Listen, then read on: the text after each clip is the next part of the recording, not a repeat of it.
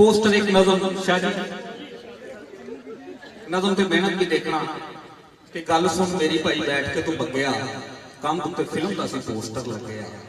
ते किसी होशियार जने काम ने विखाया सी ओहदे उत्ते उस दा इश्तिहार च लगाया सी ते घुल मिल गईयां जदों पेशां तेरां खबरां इंज दियां बन गईयां सुन लवो खबरां सिनेमे च सारे तुसीं अल्लाह अल्लाह कह लो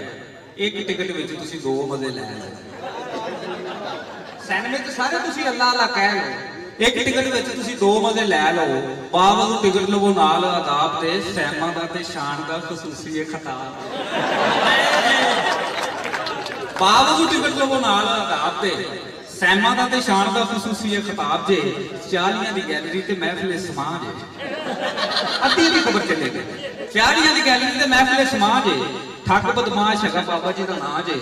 ते पीरां दी दुआ है हाल दी तरी है मुजरे तो बाद होना लंगर वसी